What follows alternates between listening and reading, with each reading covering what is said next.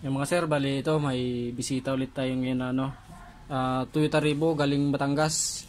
Yan ang problema ni sir ito. Bali cable type to, yung speedometer niya kahit mabagal pa lang daw ang takbo, napalo na daw sa 140, 100 ganun. Pero cable type siya. Yan. Kaya pinatignan sa akin kung anong problema nito. Kasi nabili daw nila yung sasakyan, ganun na raw nangyari. Hindi na daw maayos yung reading ng speedometer. Yan. Bali naglagay rin pala sila ng yung sa dating may-ari na rin daw to, galing 20RD na to, yung lead light. Yan, ipapatanggal na rin ni sir sa akin kasi gusto niya maglagay ng lead light dito sa likod. Tapos papatanggal niya na din sa akin to kasi nalalabuan daw siya. Tingin ko dito kaya nagloko tong speedometer gauge niya mga sir, dahil sa paglagay nila nitong itong TRD na to na lead light. Pag tinanggal kasi yan, pag ginalaw yung needle niyan mga sir, minsan nagluloko talaga ang gauge.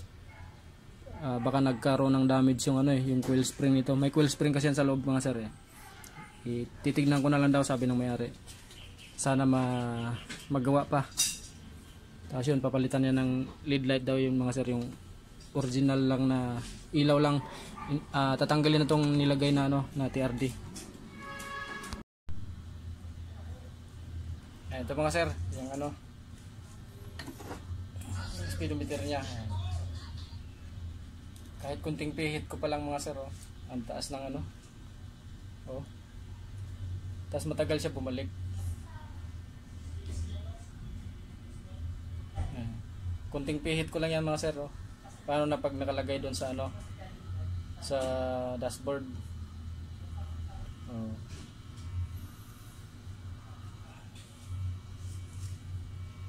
Tingnan ko yung mga sir yung coil spring niya. Okay naman yung coil spring. Dito lang may problema sa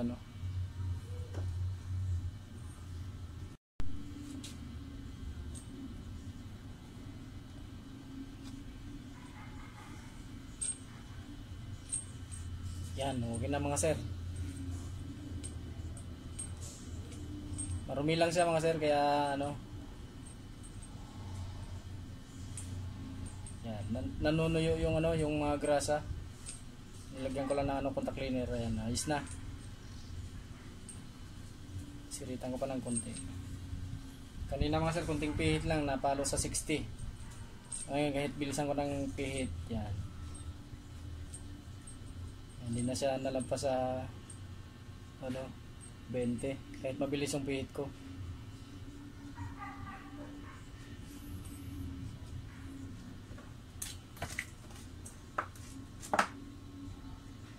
Mabuti hindi na damage mga sir yung coil spring nung tinanggal nila yung nung kinabit nila yung TRD.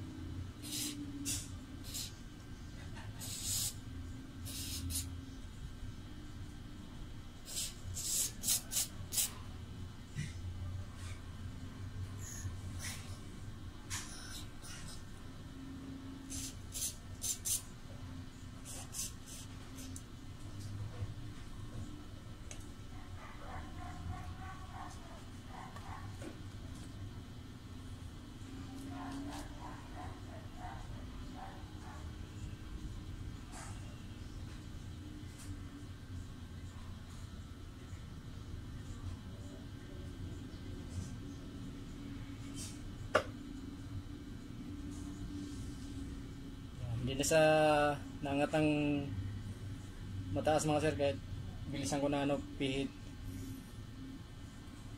Is na. Ang gagawin ko na lang mga sir, yung tong TRD na lead na nilagay, tanggalin na lang daw, sabi ng mayari.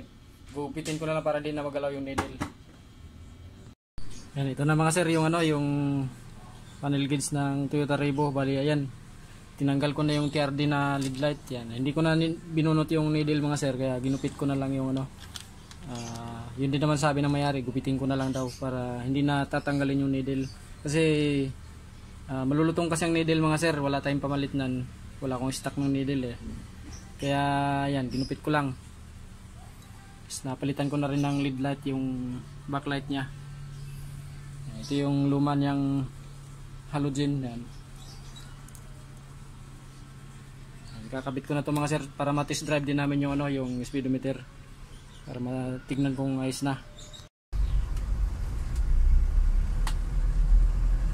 Yan, ayos na. Pag ganitong sir takbo, sana yung niya, reading? Nakaikot na yan. Baka siguro 360? 60 o 60 na. Mga 60. Pero pag nagtakbo na kami ng yung matulin na, siguro mga kwarta o tersera, nasa, wala na, 320 na yung... Lampas-lampas na? Oo, lampas na. Diyan na. Kaya, ngayon okay na. Ayos na. Nahilot na. Nahilot ni Kalikot. May nagka-damage yung yung Kalikot. coil spring niya nung naglagay sila ng TRD. Sa paghugot ng Ayan tama naman, 20 lang to yun. Hindi naman tayo arangkada mamaya doon.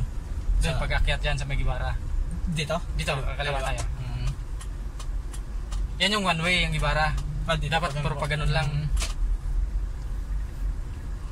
Talagang dadayuhin ka dahil magaling ba? Magaling.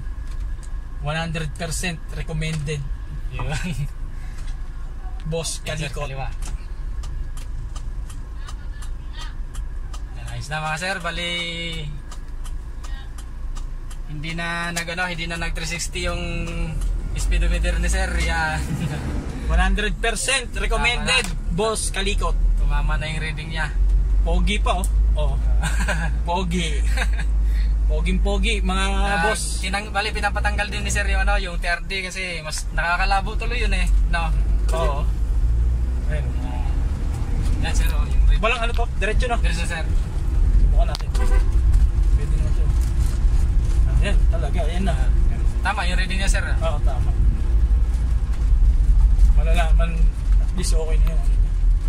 Kaliwa tayo boss. Sige sir, dyan sa may puno sir. Ayos na.